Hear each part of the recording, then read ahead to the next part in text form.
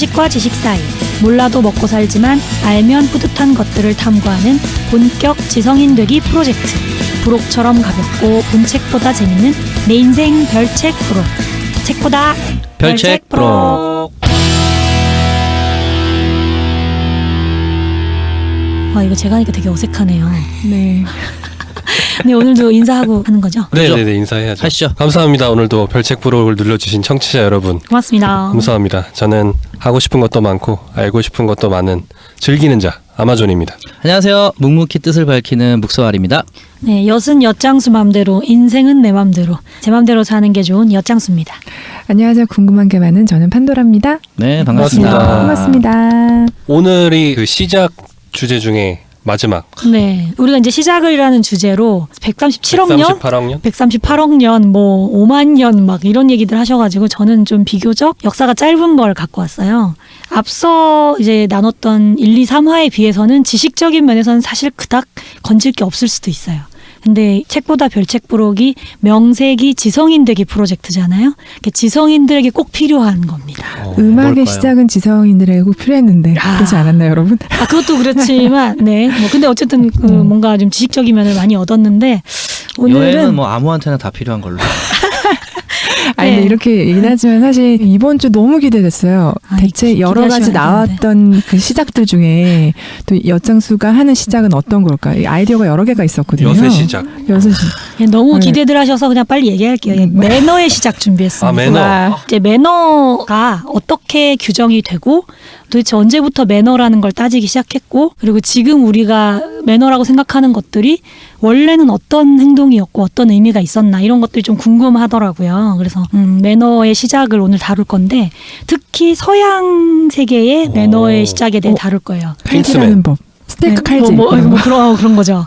우리나라를 다룰 수도 있지만 뭐 엿장수 맘이니까 제 맘대로 그냥 서양으로 가겠습니다. 그럼 식사 매너 이런 건가요? 그런 것도 나와요. 네, 근데 벌써 배가 고프네요. 예. 제가 이 매너의 시작을 다루면서 되게 참고가 많이 됐던 책이 있는데 그 지식노모 출판사에서 아주 최근에 작년에 나온 책이에요. 매너의 문화사라는 책이 있더라고요. 재밌겠다. 이 책을 읽다가 이거를 주제로 해봐야겠다 제가 생각을 했어요. 너무 재밌어가지고 핀란드의 베스트셀러 작가 아리 투르넨하고 그 핀란드 공영방송의 교양 PD인 마르쿠스 파르타넨이라는 사람이 같이 쓰고 우리나라에서 이제 이지윤 님이 옮기셨는데 서양의 대부분의 매너가 중세 시대에서 시작됐다고 말씀을 하시더라고요. 이 책에서. 그래서 그 중세 시대에 왜 매너가 필요했고 그 매너의 이면에 어떤 것들이 있는지를 되게 재밌게 다루세요. 물론 저는 그 책대로 할 건 아니에요. 그 책에서 이제 제가 필요한 것만 쏙쏙 빼먹고 좋습니다. 네, 저렇게 말씀을 드리려고 합니다. 네, 구성은 좀 다르겠지만 궁금하신 분들은 이 책 한번 찾아보시고 중세 생활상에 대해서 아주 적나라하게 나와 있어서 재미가 있는 반면에 중세 살고 싶진 않다 뭐 이런 생각도 드는 책이에요. 재밌을 것 같습니다. 그러게요. 그러면 이제 매너의 시작 본격적으로 알아보겠습니다. 여러분 다 저한테 질문하고 시작하셔서 저도 질문을 좀 할게요. 거부합니다. 대답 안 합니다. 퇴근하겠습니다. 여러분은 어떤 경우에 저 사람 참 매너가 좋다. 혹은 나는 이런 매너는 꼭 지킨다. 뭐 아니면 누가 이런 매너를 좀 안 지키면 되게 기분이 나쁘다. 이런 게 있어요. 특별히? 전 있어요. 어떤 거예요? 근데 우리 우측통행, 좌측통행 옛날에는 좌측통행인데 지금 우측통행 바뀌었잖아요. 맞아요. 근데 지금 어쨌든 우측통행이 정상적인 그게 됐잖아요. 대세죠. 네. 네. 그러면은 그걸 따라야 된다고 저는 생각하거든요. 네. 매너라고 생각하거든요. 근데 내려가고 올라갈 때 지하철이나 어떨 때는 사람이 굉장히 많이 가고 어떨 때는 사람이 굉장히 조금 이렇게 반대가 되잖아요.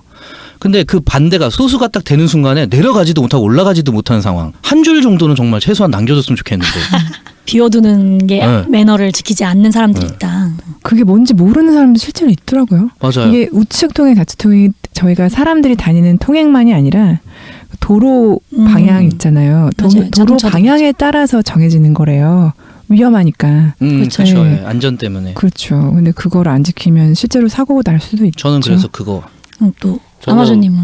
뭐 일상생활에서 흔히 문 열고 내가 지나가는데 누가 내가 다음에 또 문을 열고 지나갈 것 같다면 이렇게 뭐 문 문 잡아주는 잡아주기, 그다음에 뭐 엘리베이터 지하철도 마찬가지인데 내리면 탑시다. 맞아요. 먼저 내리고 선하차 그다음에. 후승차. 네. 네. 내가 문 열었는데 누가 쏙 지나가 버리고 이런 거 있지 않아요? 그래서 지하철에서 내리려고 하는데 사람들이 밀고 들어와서 못 내리고. 막. 맞아요. 아니 그리고 백화점에 요즘 문 되게 무겁잖아요. 진짜 무거워요. 그래서 기다리고 있어. 열어줄 때까지. 뒤에 그거 이렇게 서 있는 거야. 내가 뒤에. 낑낑대면서 그치, 문 누가- 열었는데 쑥 들어가. 버려. 고맙다고도 안 해. 맞아. 왜 화나죠 나? 우리 다 비매너에 너무 많이 이렇게 그러니까. 접했었나 봐. 판도라님도 그런 거 있어요? 방금 말하다 까먹었어. 뭐 있었는데. 뭐였지? 화나가지고 기억이 안 나네.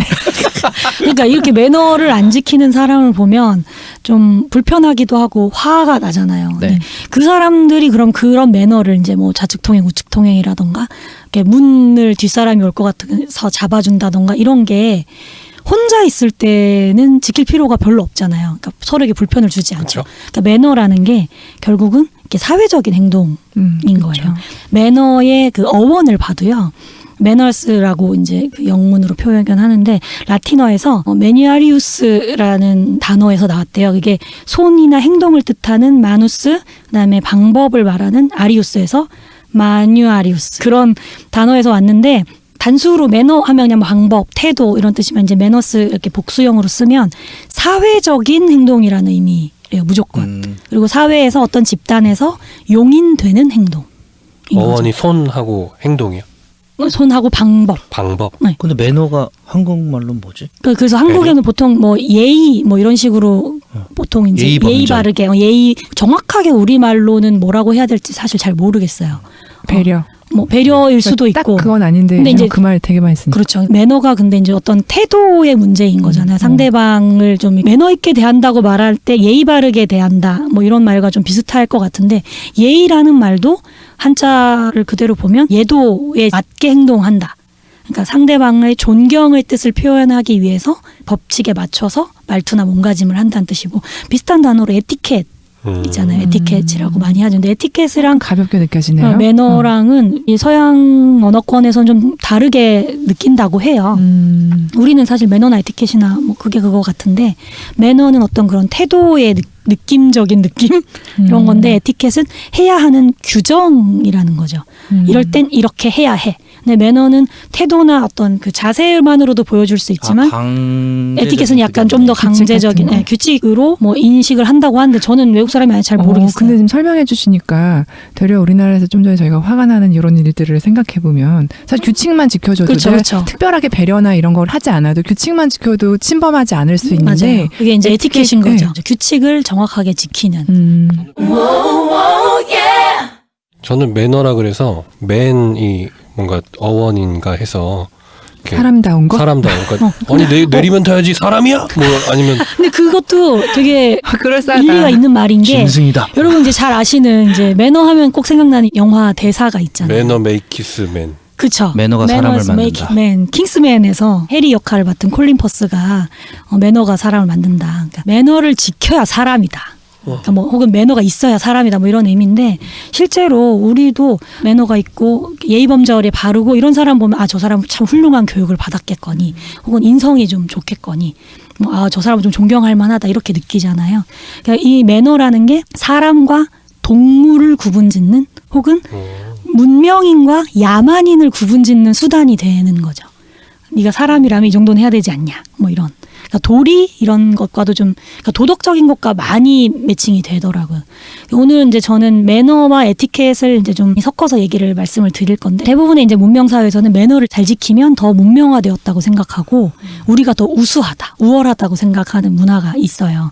그러니까 심지어 우리랑 풍습이 다르면 저들은 야만인이라고 느끼는 거죠. 그러니까 동서양이 처음 만났을 때도 그렇고 여행의 시작에도 나왔지만 뭐 콜럼버스님 뭐 이런 사람들이 새로운 나라에 가서 새로운 사람들을 만났는데 아, 저 사람 되게 미개하다. 우리가 저들을 문명화시켜야 한다라고 생각했던 것도 풍습이 너무 다르기 때문에. 그래서 무수한 사람들이 돌아가셨죠. 그렇죠. 왜냐하면 우리랑 다르고 미개하니까 그런 사람들을 우리의 방향으로 끌어주는 것이 더 옳다고 생각하는 거죠. 외국인만 봐도 이 사람들이 되게 야만인이라고 생각하는 문화는 고대에서부터 있었다고 해요. 그 고대 그리스어에서 야만이란 말이 바바리안 할 때. 바바야. 네. 그건데 그게 왜 바바라고 하냐면 바르바르 하는 게 외국어를 들으면 이 고대 그리스 사람들은 저 사람들이 발발발발 이렇게 하는 것처럼 들렸다는 거예요. 그러니까 그게 근데 블라블라 같은 거구나. 그런 느낌인 거예요. 근데 그게 그리스인들에게는 개 짖는 소리가 발발이었대요. 그래서 저희들은 개나 마찬가지야. 우리 말도 제대로 못해.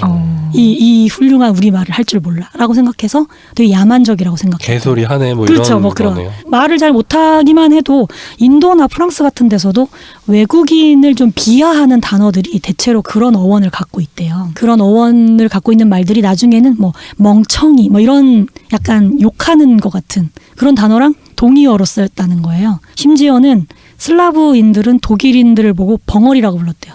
자기들 말 못한다고. 그리고 남미의 이제 마야 사람들은 다른 나라의 우리말을 잘 못하는 사람들을 말더듬이라고 불렀대요. 외국인과 말더듬이는 동의어인 거예요. 우리와 문화가 다르고 말이 다르면 다 야만적이라고 느끼는 그게 보편적인 정서인 거죠. 그렇다면 이런 사회에서 매너는 왜 중요한가? 왜 중요합니까? 이제 생각을 해봐야 되는 문제죠.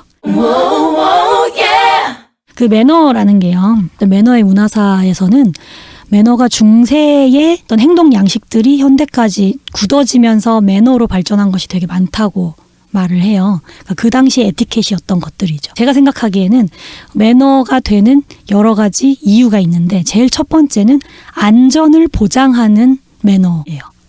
왜냐하면 중세 시대에는 폭력이 너무 난무하는 거예요. 기사들이나 뭐 평민들도 다 칼 하나씩은 갖고 다니는 거예요. 언제 어디서 누가 나를 공격할지 모르고 너무 사람들이 다혈질이야. 욱하면 찔러. 그리고 마음에 안 들면 너 나랑 1대1 대결하자. 그러니까 1대1 결투만 해도 상당히 점잖은 건 거예요. 버버버 하면 푹 그냥 마음에 안 들면 찔러. 1대1이 점잖은 거였어. 그냥 마음에 안 들면은 그냥 암살하고 몰래 뒤에 가서 찔러버리고. 그러니까 평민들도 술집에는 테이블에 그 잔을 주석잔을 쇠사슬로 묶어놨대요. 툭하면 무기가 되니까. 잔으로 때리고. 잔으로 던지고 때리고 막 이러니까 아예 막 묶어놓고 이랬대요. 그리고 기사들이 뭐 조금만 기분 나쁘게 하면 칼 꺼내 들고 그냥 찔러버리니까 칼로 줄을 자르고 이걸로 때려. 그 쇠사슬인데. 쇠사슬. 그래서 성주들 입장에서는 이 기사들을 좀 얌전하게 만들 필요가 있는 거예요. 내 앞에서는 칼을 그냥 뽑지마 하면 뭐 내 맘인데 뭐. 그리고 욱하면 뽑아버리니까 뭐 성에서는 이렇게 해야 한다는 규율을 만든 거예요. 그러니까 뭐 성주를 만날 때는 칼을 뭐 빼놓고 와야 한다라던가. 에티켓이다. 그렇죠. 그게 에티켓인 거예요. 이런 와중에 누군가를 만났을 때 좀 안전을 보장해줄 무언가 방법이 필요하잖아요. 그렇죠. 이 사람이 나에게 적의가 있느냐 없느냐, 친구냐 적이냐, 그 만인에 대한 투쟁 상태에서 난 살아남으려면 나는 너에게 적의가 없다를 표현하는 방법들이 인사법이 된 거죠. 그러니까 그 시절 이제 악수. 나 칼이 없다. 그렇죠. 악수하자. 맞아요. 악수 같은 경우 이제 나 칼이 없어라는 걸 보여주는 방법이고, 우리 이렇게 저기서 누가 아는 사람은 하면서 이렇게 손 흔들잖아요, 오른손을.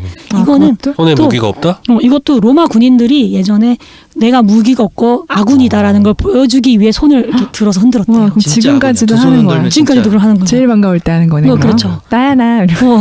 그리고 고대 그리스 같은 경우에는 시민이 공개적인 석상에서 손바닥을 보여주거나 팔을 들거나 하면 나는 무기가 없다이기 때문에 연약한 모습이 됐대요. 그래서 그렇게 보이기 싫어서 일부러 옷으로 손을 가리고 다녔대요. 나 무기가 어디 있는지 몰라. 약간 이런 느낌인 거죠. 감추고 있다. 허세. 모자 벗는 맞아요. 모자 이렇게 벗어서 인사하거나 지금도 이렇게 예의를 차려야 하는 장소에 가면 모자를 벗고 벗죠. 윗사람이 오면 모자를 벗잖아요. 이것도 중세 기사들이 투구를 벗는 데서 유래한 거래요. 난 이제 싸우지 않을 거야. 왜냐면 투구를 벗으면 머리는 칼로 치면 죽잖아요. 그래서 투구를 절대 벗지 않는데 너를 믿는다. 그렇죠. 너를 믿는다. 내가 너의 친구기 때문에 네가 나를 치지 않을 거라고 믿는다. 그러니까 성주 앞에서 벗거나 왕 그러니까 앞에서. 그 대관식 보러 갔다가 가다 안 벗어가지고. 그렇지. 쫓겨나는 거지. 위험한 상황이었나 그렇죠. 그렇죠. 머리를 가격당할 상황이었나 거기서 몰랐던 거지. 서로 문화가 달랐던 거야. 그렇죠. 그러니까 이렇게 모자를 벗는 행동 자체가 투구를 벗었던 것에서 이제 유래가 돼서 모자를 벗으면 이렇게 되게 친근한 인사가 된 거죠.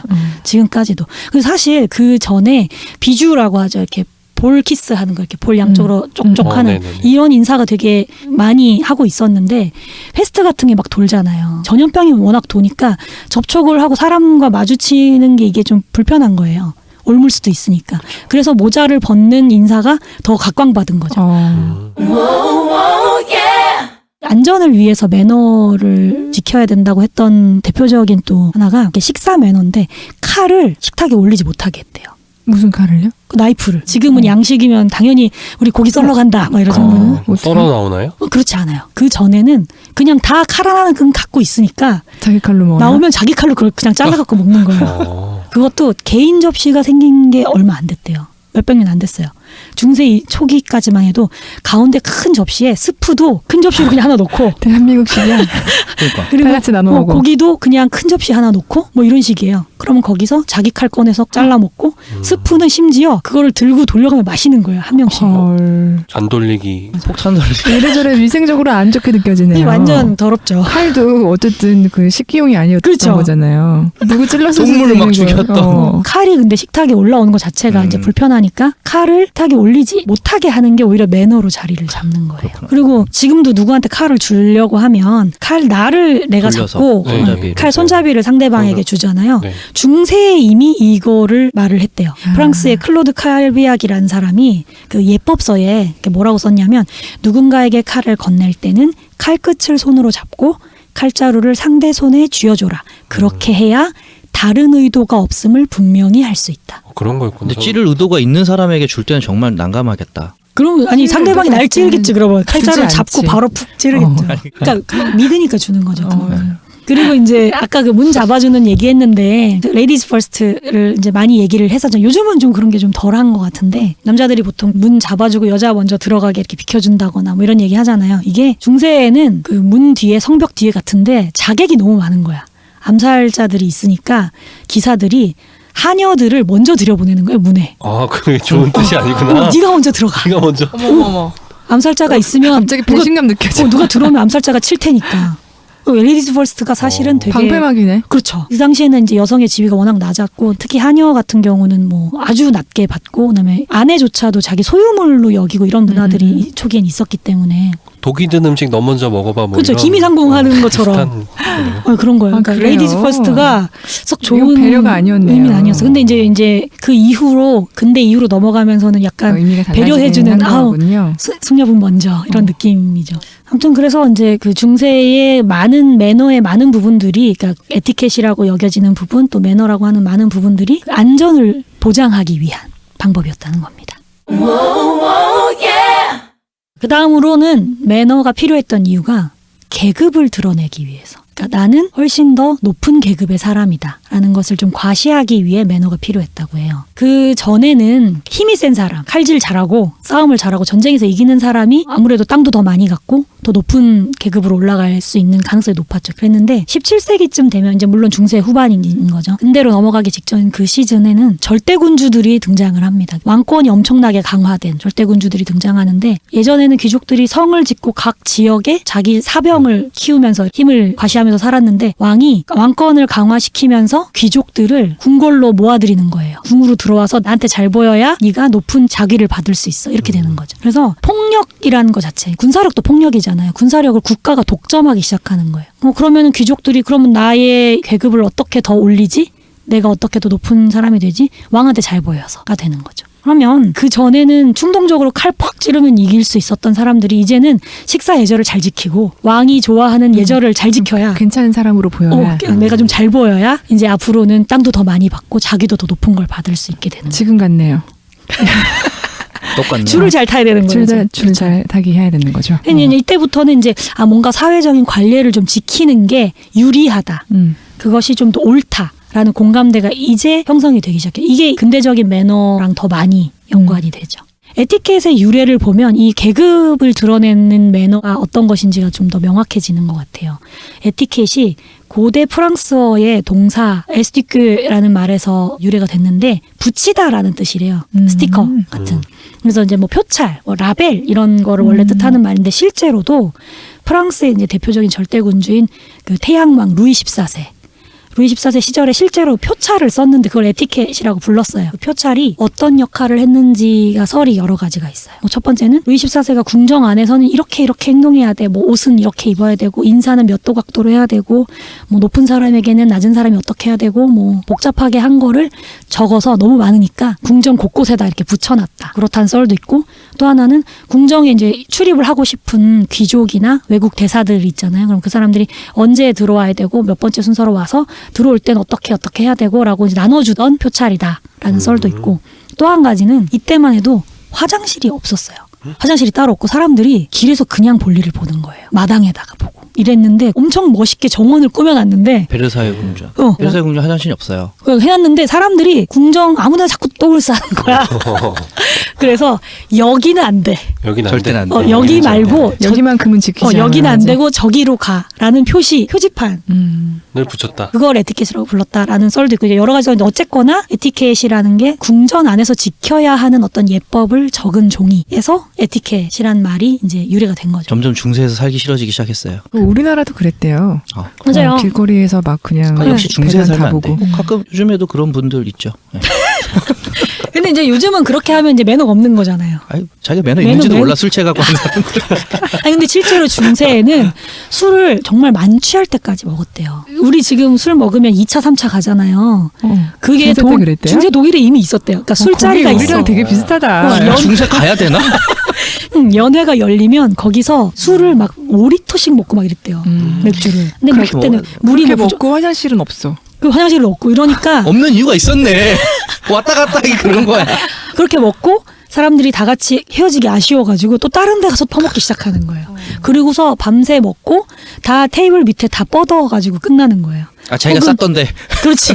혹은 길가에 다 뻗어 있는 거예요. 그래서 새벽쯤 되면 길가에 온통 사람들이 널브러져 있었다고 해요. 와, 대박이다. 지금도 이제 프랑스 여행 가는 분들이 파리가 도로가 되게 더럽다 이런 얘기 많이들 하시는데 지금 더러운 건 더러운 것도 아닌 거죠. 베르사유 궁전이 그랬다면 그렇죠. 할 말 다. 궁전에 뭐 화장실 궁이 그랬는데. 그렇죠. 할 말 다 했네. 뭐 나중에 물론 변기가 생기긴 해요.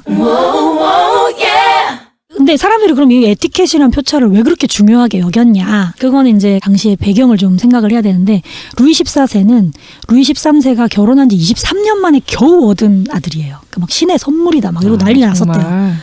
그래서 너무 귀한 아들이라고 했는데 겨우 5살에 아버지가 돌아가신 거예요. 루이 13세가 죽었어요. 그래서 왕위를 계승은 했으나 5살짜리가 정치를 할 수가 없잖아요. 그래서 엄마가 이제 섭정을 하는 거죠. 근데 엄마도 정치를 잘 몰라. 그러니까 그 당시에 이태리 출신의 마자랭이란 재상에게 이제 정치를 맡겼는데 이 사람이 정치를 뭐 이렇게 성실하게 하지 않았나 봐요. 귀족들끼리 맨날 싸우고 그다음에 반란 계속 일어나고 왕권이 완전 바닥에 떨어져가지고 그 루이 14세랑 어머니도 죽을 뻔했대 반란에서. 우리 아들 이렇게 순진하게 자고 있는데 한번 봐주시면 안 돼요. 뭐 이렇게 해갖고 살아났다는 뭐 일화도 있고. 왕권이 너무 바닥에 떨어져 있는 상황에 이제 나중에 마자랭이 죽고 루이 14세가 이제 본격적으로 직접 정치를 하기 시작하면서 안 되겠다. 내가 왕권을 좀 더 끌어올려야겠다. 귀족들한테 휘둘리며 살 수는 없다라고 생각을 한 거죠. 그래서 행정적으로 막 개혁을 막 해가지고 귀족들이 정치에 열심히 참여하지 못하게 만들어요. 그리고 내 손발과 같은 내 말을 잘 듣는 측근들을 중요 요직에 막 앉혀요. 뭐 그렇게 하니까 당연히 이제 귀족들이 약간 손발 잘린 기분이 되죠. 그리고 스페인의 왕실에서 아내를 데리고 옵니다. 결혼을 하면서 스페인 왕실이 뒤에서 백이 돼준 거죠. 그 상태로 나가서 밖에 나가서 전쟁도 막 이겨요. 블랑드르 전쟁, 네덜란드 전쟁 이런 데 가서 막 이기고 와. 그러니까 국민들이 와 우리 왕 진짜 대단하다 이렇게 되는 거죠. 심지어 그 당시에 이제 사상적으로도 프랑스의 사상가인 보쉬에가 왕권 신수설을 막 주장해요. 왕권은 하늘이 준 것이다. 신이 준 것이기 때문에 인간이 함부로 할 수 없다. 뭐 이러면 막 얘기 끝났죠. 뭐. 이 루이 14세가 이 당시에 그리고 예술을 엄청나게 후원을 많이 했다고요. 문화예술을. 본인도 아주 뛰어난 무용가였다고 하더라고요. 발레를 너무너무 잘했대요. 그 발레하는 모습을 사람들에게 막 이렇게 과시를 해요. 그러니까 축제 같은 걸 하면 막 축제가 한창 막 달아올랐을 때 이 루이 14세가 태양의 신을 분장을 하고 아폴로 뭐 이런 발레 하러 나왔어요? 발레하러 나오는 거예요. 황금으로 막 분장을 하고 나와서 막 엄청 고고하게 그리고 심지어 잘해. 멋있게 이렇게 발레를 쫙 하면 축제가 완전 클라이막스가 되는 거죠. 그럼 얼마나 멋있겠어. 태양왕이라고 부른 것도 태양 분장을 많이 해서라고 하더라고요. 요즘 루이 까톨즈가 네. 이 루이 14세를 말하는 거예요. 까톨즈가 14거든요. 프랑스어로. 그래서 이 루이 까톨즈 루이 14세를 그래요? 따서 만든 브랜드 이름인 거예요. 그 정도로 뭐 하여튼 뭐 그때 지은 게 이제 아까 말씀하셨던 베르사유 궁전이거든요. 그 베르사유 궁전은 엄청 호화스럽게 지은 거예요. 얼마나 이걸 자랑하고 싶겠어요. 좀 과시하고 싶죠. 어쨌든 죽을 때 막 나는 죽지만 국가는 죽지 않는다. 뭐 이런 말을 남겼다고. 그러니까 정말 본인이 국가 자체일 정도로 힘이 엄청 세졌죠. 이런 루이 14세가 궁전 지어놓고 귀족들한테 들어오라고 한 거죠. 그러니까 귀족들이 이제는 왕한테 잘 보이는 게 너무 중요한. 그리고 루이 14세가 엄청 까다롭게 너무너무 디테일하게 진짜 쪼잔하게 예법을 가르쳐 놓으니까 사람들이 그걸 다 외우기도 힘들어. 그러니까 이렇게 적어놓은 종이가 너무 중요한 거예요. 이 표찰이. 안 아침마다 보여줘 서로. 나만 알아야지. 아, 그럴 수도 있어. 아니, 그리고 이제 뭐 에티켓을 잘 못 지켰어. 그러면 왕이 바로 그 사람을 이렇게 좀 이러면서 쫓아내는 거죠. 뭐 예를 들면 식사 시간에 뭐 이렇게 해야 되는데 그걸 하지 않았어. 그러면 그 사람은 궁궐에 일주일에 2번씩 들어오는 게 허락됐던 사람인데 갑자기 넌 이제 한 달에 한 번만 들어와. 이렇게 하는 거야. 엄청나게 좌절하겠죠, 그러면. 그리고 이렇게 왕이 특별히 아끼는 사람은 그 친밀하다는 표시로 침실에 들어오는 걸 허락을 해줬대요. 그래서 왕이 아침에 일어나면 구두를 신겨주는 역할이라던가 셔츠를 입어야 되잖아요. 그러면 시녀들처럼 셔츠를 왕에게 전달해주는 역할을 맡기는 게 엄청나게 총애하고 있다는 뜻이 되는데 근데 그 허락은 왕이 하는 거죠. 그렇죠. 지금부터 넌 내 셔츠를 입혀. 그러니까 그거예요. 넌 내일부터 내 양말 신겨도 돼. 뭐 이런 거죠. 근데 그거를 이런 에티켓을 잘 식으로 지키면. 해야겠다는 결정을 왕이 했던 거예요? 그렇죠. 루이 14세가 귀족들을 좀 내 맘대로 하고 싶은 거예요. 근데 얘네가 와서 칼 휘두르는 걸로 나 전쟁에서 이겼어로 자꾸 잘난 척하니까 그거 말고 내가 시키는 대로 행동하는 사람한테 내가 더 잘해줄 거야. 엄청난 사람인 거죠. 내가 하늘이니까 그렇죠. 내 말대로 해. 이렇게. 나는 태양왕이니까. 그걸 반발을 안 한 게 참 더 신기하다. 왜냐면 네, 귀족들이 이제 권력이 있으니까. 사병도 다 뺏겼고 팔다리 다 잘라서. 내가 이제 왕한테 잘 보이는 것밖에 방법이 없어. 뭐 어쩔 수 없죠. 비슷한 일들을 뭐 사실 지금도 사회 곳곳에서 하고 있네요. 권력 남발이 그런 거 아닐까요? 그렇죠, 그렇죠. 갑질하고 이런 갑질하고. 거죠. 매너의 시작은 갑질이네요. 심지어 막 왕이 코를 풀 땐 이렇게 해야 된다. 이런 매너도 있었어요. 이런 에티켓을 다 적어놨대요. 그러니까 계급을 드러내는 매너에 대한 얘기를 하면서는 요즘 시대의 상황들이 좀 많이 떠오르네요. 근데 사실 지금은 계급이 없는 사회라고 하잖아요. 지금 굉장히 계급이 그러니까 있는 사회죠, 사실은.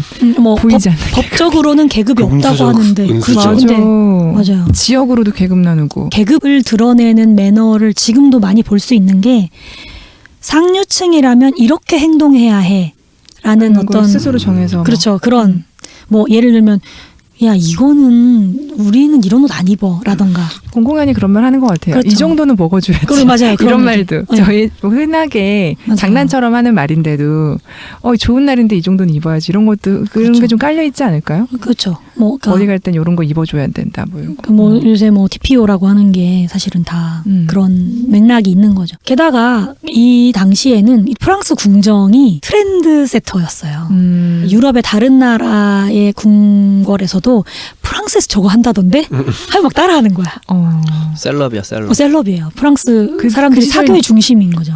문학의 유럽의 중심이었었나 봐요. 음악도 그랬잖아요. 네네네. 그래서 프랑스에서 어떻게 성당을 지었는지에 따라서 다 따라하고. 그리고 사교 언어가 불어였다는 것만 봐도 그렇죠. 자기 나라 말 다 있어도 사교 언어는 불어를 했다고 사실 이 매너 자체도 사회 안에서 사람들 간에 지켜야 하는 일들이잖아요. 네. 그런 것처럼 사회적으로 가장 활발하고 교류가 많았던 이 사교가 있었던 시절이었나 봐요. 17세기에는 사회적인 지위에 따라서 지어야 하는 표정 같은 것도 정해져 있었다고. 그 정도로? 평민들은 막 그냥 자연스럽게 웃고 막 떠들고 이렇게 하는데 귀족들은 크게 웃으면 안 돼. 우리 왜 양반들이 뭐 빨리 그런 거 걸으면 있죠. 안 되고 맞아, 뭐 이런 맞아. 거 있잖아요. 똑같은 게 있어요. 관리들이나 재판관이나 교사들은 항상 엄격하고 위협적인 표정을 지어야 한다고 규정 지어놨대요. 상류층은 항상 온화하고 점잖은 표정을 지어야 돼요. 살기 힘드네. 너무 힘들죠. 상류층으로 살기 지금도 힘들어. 그러고 있지 않아? 그렇죠. 사실 어느 정도는? 상류층에서 좀 이렇게 유쾌하게 쾌활하고 막 웃어도 되는 건 애들밖에 안 되는 거예요. 어느 정도 크면 너 그렇게 웃으면 안 되지. 그땐 더 했겠죠. 네. 걸을 때 허리를 이렇게 꼿꼿하게 펴야 하고 뭐 이런. 그래서 그런 교육 받을 때 책 올려놓고 맞아요. 걷고 걷고 뭐 이런 거. 네. 그리고 인사법도 엄청 점점 세세해진대요. 모자를 벗는 인사법이 있다고 했잖아요. 근데 그 모자를 벗는 방법이나 횟수 같은 게 점점 디테일해지는 거예요. 그냥 나의 안전을 보장하기 위한 거였는데 예의로 하다가 이제 이렇게 되는 거예요. 막 집주인이 이제 손님이 오면 손님이 모자를 벗어서 인사를 해요. 근데 모자를 왼손에 들고 깊게 허리를 굽혀 인사해요. 인사한 다음에 주인이 이제 모자 쓰세요. 라고 말하면 아닙니다. 한번 거절해줘야죠. 한번 사양해주고 또 쓰세요. 한 2번 말하면 그때서야 못 이긴 척 모자를 써야 된대요. 한 번에 바로 쓰면 매너가 없는 사람이야. 외국 사람들이 우리나라 오면 제일 그런 거 어려워하는 부분이잖아요. 뭐 권했는데 아니 괜찮습니다. 저는 생각 없어요. 막 이렇게 손살을 쳤는데 알고 보니 진심이 아니었어요. 다시 앉으면 되게 서운해하고. 이미 프랑스에서 그랬었고 네, 그랬고. 요즘 다른 나라는 안 그러나? 궁금하네. 모르겠어요. 그거. 궁금해요. 심지어는 이렇게 모자를 이렇게 집안에서 쓰고 있다가 높은 사람이 뭐 코를 풀려고 하면 모자를 벗어서 이렇게 예의를 표시해야 돼요. 코를 풀려고 하면 그리고 뭐 식사를 할 때 뭐 높은 사람이 들어오면 벗었다가 뭐 또 쓰라고 하면 썼다. 뭐 이게 모자만 해도 하루에 막 수백 번을 모자 안 쓰면 안 돼요, 그냥. 안 쓰면 예의가 없는 거예요. 예의가 또. 없는 거예요. 모자를 쓰고 가야 되는 거야. 이게 복잡한 거죠. 그러니까 이제 예의를 위한 예의가 된 그치. 거죠. 주객이 전도돼서 나중에는 비주 아까 말씀드렸죠. 뺨에다가 키스하고 입에도 키스하고 높은 사람에게는 손이나 발이나 무릎이나 이런 데다가 입 맞추기도 하고 그러니까 그 사람이 나보다 아주 높다는 것을 이런 식으로 우회적으로 돌려서 표현하는 거죠. 예의인 거예요. 나중에 심지어 옷자락에다가 이렇게 입을 맞췄다고 해요. 감히 몸에 손도 못 대는 거야. 로브 이렇게 길게 입은 그 망토에다가 그냥 입을 맞추는 거예요. 나중에는 이제 막 무릎을 껴안는 인사도 있고 막 이랬대. 그래요? 그러 앉아야 되는 거잖아요. 그럼 무릎을 껴안으려면 그 개네 정도. 개. 달려와서 무릎에 하이파이브. 그러네. 그러니까 이런 식으로 계급을 계속 강조하는 거죠. 17세기에는 실제로 이렇게 나이가 많거나 신분이 높은 사람에게 손키스를 하는 게 의무였대요. 그리고 악수 말씀하셨는데 악수가 이제 안전을 위한 인사법이기도 하지만 계급을 나타내는 인사법에 반항하는 인사법으로 널리 퍼졌어요. 원래 중세에는 싸우다가 그만 싸워도 돼. 이제는 그만 싸우자 되면 무기가 없는 손을 보여주면서 악수를 해서 손을 잡는 게 종전을 하는 협상이 체결됐다 이렇게 손을 잡는데 이게 인사법으로 이제 자리를 잡았는데 사실 이 인사법은 그렇게 인기가 없었는데 언제 인기가 많아졌냐면 퀘이커 교도들이 당시에 이제 프로테스탄트의 한 일종인데 퀘이커 교도들은 프렌즈라고 해서 서로가 다 평등해요. 뭐 목사, 뭐 신부 이런 성직자가 없어요. 근데 이들은 이런 복잡한 인사법이 너무 싫은 거야. 상대방을 높여주면서 무릎에 막 키스하고 막 발바닥에 입맞추고 이게 너무 싫은 거야. 그래서 그냥 그 시절에 있던 손을 내미는 인사법을 사람들이 많이 쓴 거죠. 근데 이게 이제 점점 퍼져나가면서 뭐 친구들이나 아니면 이제 계급적으로 좀 비슷한 사람들끼리 하는 인사로 자리를 잡은 거죠. 지금도 그래서 악수를 하는데 내 손윗 사람이 나에게 먼저 악수를 청하지 않으면 먼저 손 내밀면 되게 예의 없죠. 평등한 사이에서 할 수 있는 인사법 혹은 윗사람이 아랫사람에게 먼저 청해야만 할 수 있는 그래서 연장자가 먼저 해야 되고 여자가 먼저 해야 되고 미혼이냐 기혼이냐 엄청 따졌다고 하더라고요. 그 식사 예절 같은 경우도 이 계급을 강조하는 매너가 아주 발달해요. 뭐냐면 그릇을 큰 그릇을 하나 놓고 일반 민중들은 그냥 그걸 번갈아 가면서 마시고 포도주도 큰 잔에다 그냥 이만큼 따라 놓고 개인 잔 이런 게 없어요. 따라 놓고 내가 조금 마시고 네가 조금 마시고 번갈아 가면서 마시는 거예요. 그랬는데 스푼을 이제 귀족들이 쓰기 시작했는데 그렇다고 해서 개인 스푼을 썼냐 이건 아니야. 숟가락 하나 놓고 숟가락 하나로 그 하나로 내가 먼저 먹고 뿐. 내가 먼저 떠먹고 그리고 이제 예법상 그 내가 먹은 식기를 깨끗하게 핥아놔야 되는 거죠. 깨끗하게. 그럼 옆 그래서 사람이 전염병 들어서 그렇게 많이 죽었나? 그렇죠. 옆 사람이 그걸로 또 먹어. 아니 근데 저희가 알기로는 그런 식사 예절을 하면 심지어 칼도 여러 개, 포크도 여러 개여서 그쵸. 바깥쪽에서부터 하나씩 맞아, 하나씩 맞아. 그리고 위에 있는 거는 뭐 디저트용이니 디저트용이고 뭐 이렇게 식기를 그렇게 여러 개 써서 썰 때는 어떻게 해야 되고 다 먹고 나서는 완전 끝났을 때 이런 거 있잖아요. 그게 진짜 얼마 안 된 얼마 거예요. 안 된 지난 거예요? 다음이네. 정말 얼마 안 됐다는 중세가 거죠. 아니네. 그래요. 네. 귀족들은 그렇게 한 줄 알았네. 근대부터네. 근대. 그렇죠. 거의 근대에서도 포크 같은 것도 되게 나중에 썼기 때문에. 그 이제 막 숟가락을 쓰면 숟가락도 막 금으로 만들기도 하고 막 이렇게 뭐 크리스탈로 만들기도 하고 그랬는데 그것도 계급에 따라 만들 수 있는 재질이 또 금수저, 다르고. 은수저 거기서 나왔구나. 그렇죠. 크리스탈 수저, 그랬을 것 금수저, 같아. 산호초 수저 뭐 이렇게 되는 거죠. 산호초. 산호석 같은 거 엄청 비싸고 구하기 힘든 거니까 이런 걸로 내가 수저를 만들 만큼 내가 높은 지위에 있다. 꼴랑 하나로 다 같이 나눴으면서. 에이, 납중독이나 걸려버려라. 갑자기 저주를. 그 이후에 이제 시민 계급이 생기잖아요. 근대로 넘어가면서 귀족들 외에도 부를 가진 이제 돈 많은 시민들이 생기기 시작했어요. 이제 상업을 하고 이런 사람들이. 근데 시민들이 귀족들의 그런 모습이 좀 부러운 거야. 뭔가 그 일반 민중들하고 나는 달라. 그 선망하는 대상이 있으면 따라하려고 하죠. 그래서 이 시민들이 궁중 예법을 막 엄청 따라해요. 마치 궁중에 있는 것처럼 귀족은 아니고 그냥 돈이 있을 뿐이지만 귀족처럼 막 이렇게 하는 거예요. 특히나 그 이후로 시민들이 점점 그걸 따라하면서 인기가 있어지면서 그 이후로는 시대적으로 분업이 많이 생기고 또 상업이 발달하고 농경이나 목축 이런 걸로가 아니라 상업을 통해서 뭔가 물물 교환을 하고 이런 것으로 돈을 벌기 시작하고 하니까 예의 범절이 점점 중요해지는 거예요. 상대방의 마음에 안 들고 이렇게 서로 기분 나쁘게 하면 나 너랑 장사 안 해. 나 너한테 안 팔아. 뭐 이렇게 되는 거죠. 그러니까 17세기의 궁궐의 행동 양식이 이 시민들에게 옮아가면서 그게 이제 자연스럽게 매너로 자리 잡는 거죠. 똑같이? 비슷하게. 아주 복잡하게 그렇게까지는 아니지만 뭔가 절도 있고 매너 있게 행동하는 것이 유리해지는 거죠. 점점 더. 그래서 점점 바뀌었나? 너무 많고 귀찮고 그렇죠. 막 이러니까? 조금 이제 간소화되기도 했을 것 그러니까. 같아요. 먹고 살기 바쁜데 장사하러 가야 되는데 그거 다 일일이 어떻게 따라 귀족들은 먹고 사는 행동을 뭐 안 하잖아요. 늘 그 파티나 열고 왕한테 잘 보이긴 하고. 맞아. 이러다 누가 재채기했는데 모자 벗어 됐다가 다시 막 그렇죠. 뭐 그거만 하루 종일 그거만 하는 어. 사람들이니까 그렇게까지는 할 수 없었겠죠, 시민들은. 그 시절에 궁궐의 행동 양식을 다룬 책이 있는데 장 드라 브리에르라는 사람이 사람은 가지가지라는 책에다가 이런 글을 썼어요. 제목 그거 제목도 재밌죠. 마음에 드네요. 궁궐 문화를 좀 아는 사람이라면 제스처와 눈동자 그리고 표정을 자유자재로 다룰 줄 안다. 그는 생각이 깊고 쉽사리 속을 내보이지 않는다. 그는 자신의 악한 의도를 숨기며 적에게 미소를 날린다. 배우를 해야 되는데 지금 말한 포커페이스인 거죠. 배우를 해야 돼. 어떻게 보면 중세의 궁궐 예법이 요즘에 비즈니스 세계로 넘어오면서 포커페이스로 이렇게 싹 넘어온 게 아닌가라는 생각이 듭니다.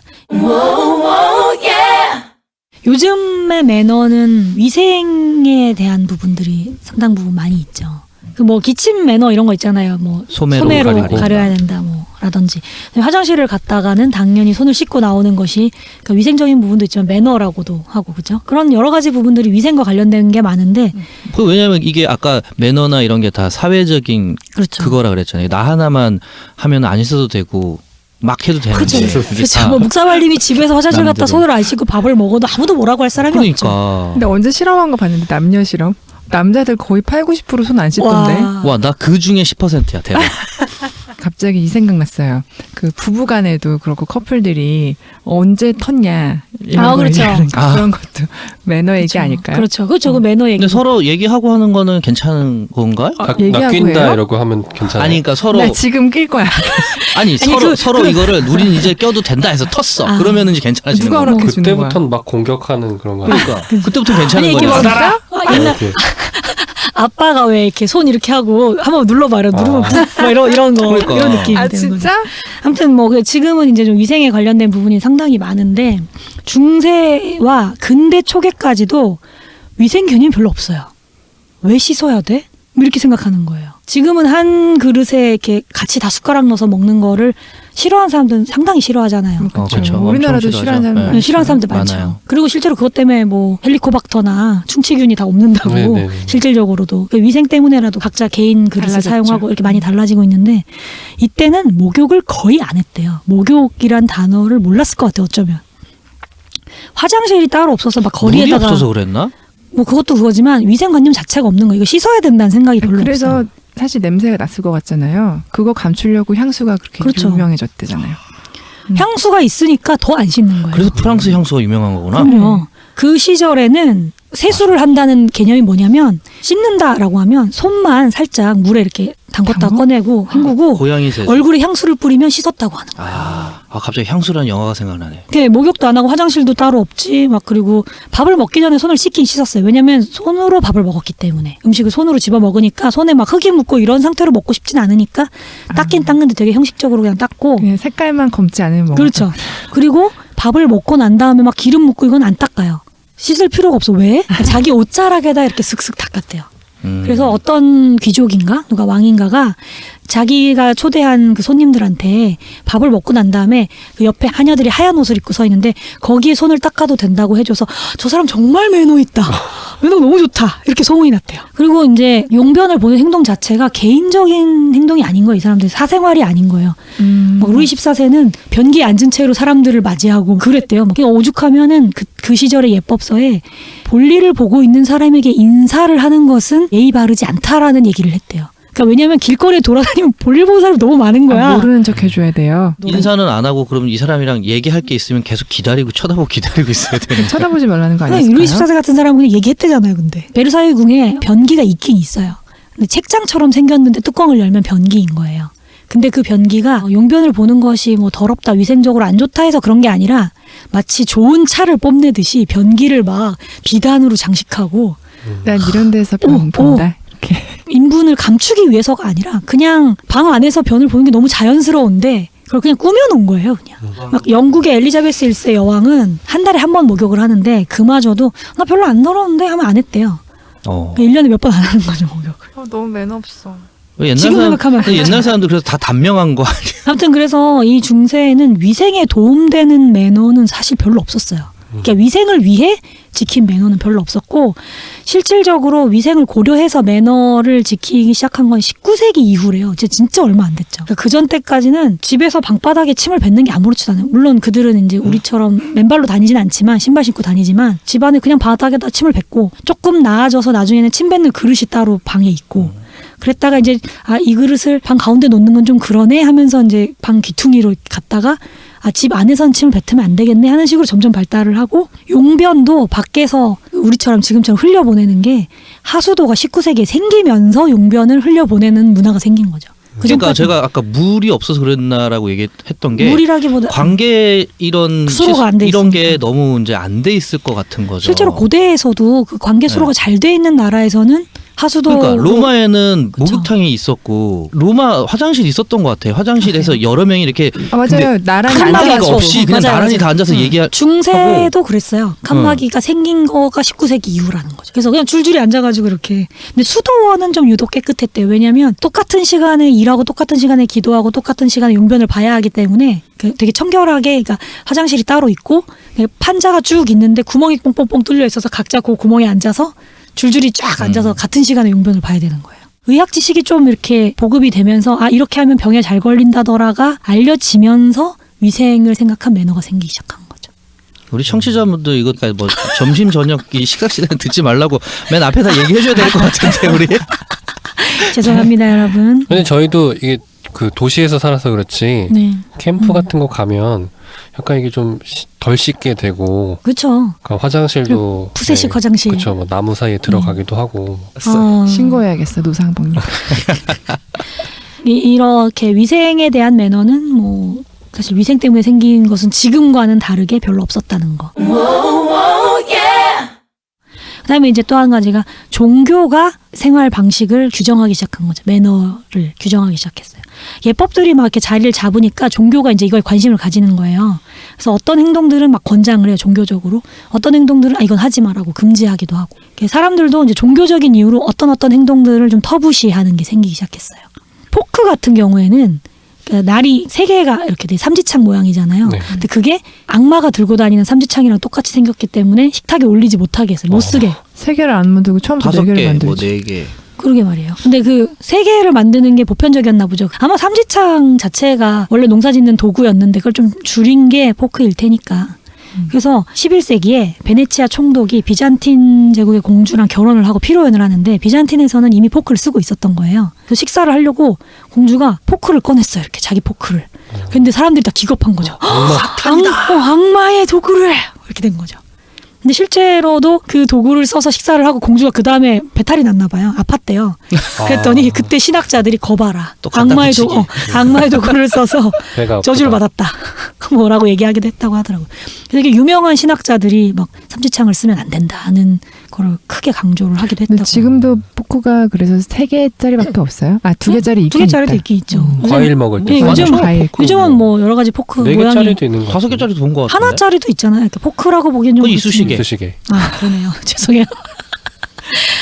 아무튼 그래서 서유럽에서는 그 교회의 영향으로 포크를 아주 오랫동안 안 썼고 영국 사람들도 17세기까지도 포크를 되게 꺼려했다고 해요. 어떤 귀족은 포크 한번 쓰려면 3번 기도를 하고 포크를 썼대요. 미안하다고 이제 참회의 기도를 3번 하고 포크를 썼대요. 포크 한번 쓰기 힘들죠.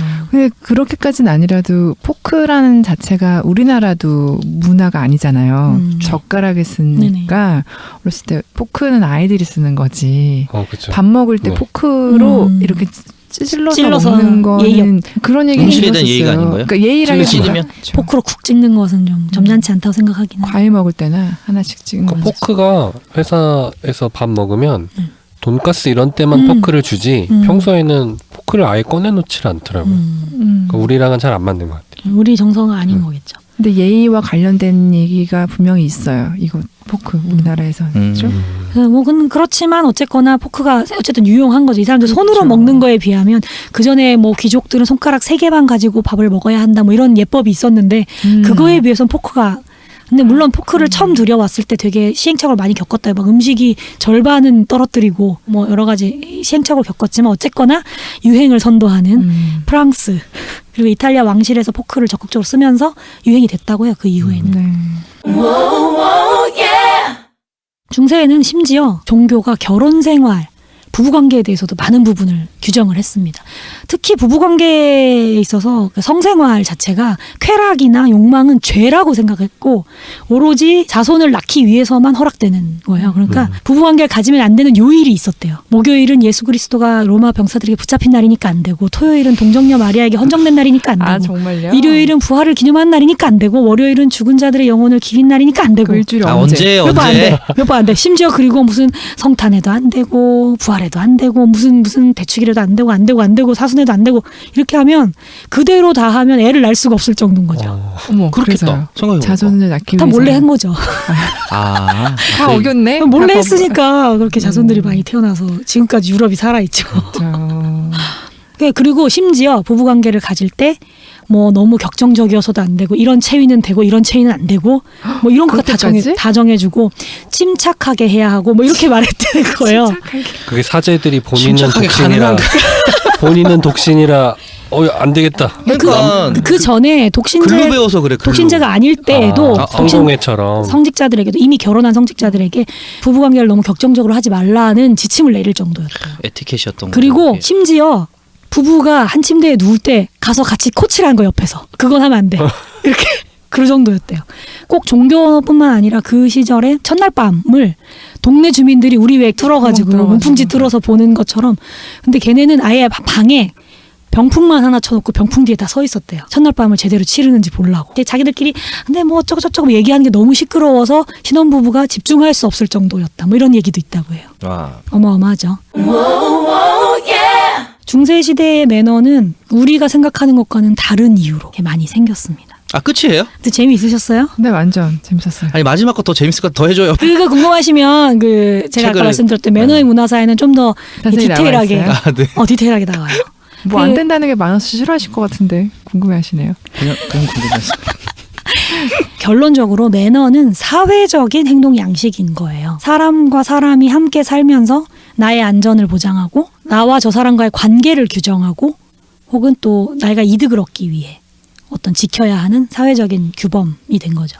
서양을 중심으로 이제 현대에 많이 통용되고 있는 매너들이 중세 유럽의 귀족들의 어떤 행동에서 주로 규범화되고 근대를 거쳐서 이제 자리 잡은 게 많이 있는데 아마 이 매너의 문화사 작가들은 뭐랄까 비웃으면서 쓴 게 되게 많아요.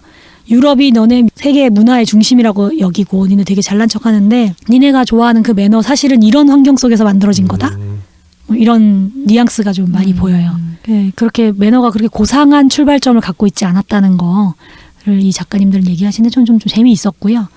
책 말미에 제가 다루진 않았지만 요즘 시대의 새로운 매너, 그러니까 새로운 사회인 인터넷에서 행해지는 네티켓에 대해서도 얘기를 하세요. 그래서 요즘의 네티켓을 보면 중세 시대가 다시 온 게 아닌가 싶다는 생각을 하신다고. 익명성 작가는. 때문에 더 그럴 그렇죠. 수도 있겠다. 익명성도 그렇고 그래서 더 네티켓을 강조하는 부분도 생기고. 그러니까 계급 얘기 아까 할 때도 그랬잖아요. 실제로 뭐 귀족이다 평민이다 이런 단어를 쓰지 않을 뿐 훨씬 더 그 계급 사회로 조장하는 분위기와 행동들을 더 많이 하는 것 같아요. 뭐 그게 돈이든 뭐든 어쨌든 권력이든 매너든 실제로 칼 들고 찔리지만 않아서 그렇지 말로 상처 주는 일도 훨씬 더 쉬워졌고 자기 중심적인 행동들로 남에게 가해하는 일들도 많은 것 같아요. 매너의 기준이 이제 시대별로 계속 바뀌는 거죠. 그렇죠.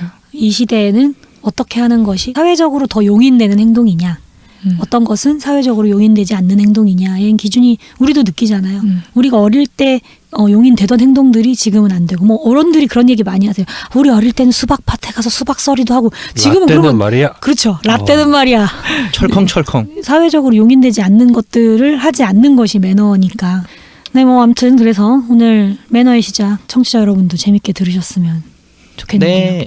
너무 재밌었습니다. 재밌었어요. 매너남이 될 수 있을 것 같아요. 매너를 별로 안 지키기 가고 위해서 싶네. 사람이 그렇죠. 되기 위해서 매너를 지켜야 그렇죠. 한다. 네, 그런 맥락으로 제가 오늘 이 대사로 끝낼게요. 영화 킹스맨에 나왔던 대사인데 원래 이제 어니스트 해밍웨이의 유명한 격언입니다. 타인보다 우수하다고 해서 고귀한 것은 아니다. 과거의 자신보다 우수한 것이야말로 진정으로 고귀한 것이다. 어니스트 해밍웨이. 여러분도 모두 책보다 별책 프로 구독하시면서 어제보다 나은 여러분이 되시기 바랍니다. 감사합니다. 감사합니다. 와, 감사합니다. 준비해 주셔서 감사해요. 저희는 그러면 다음 시간에 만나요.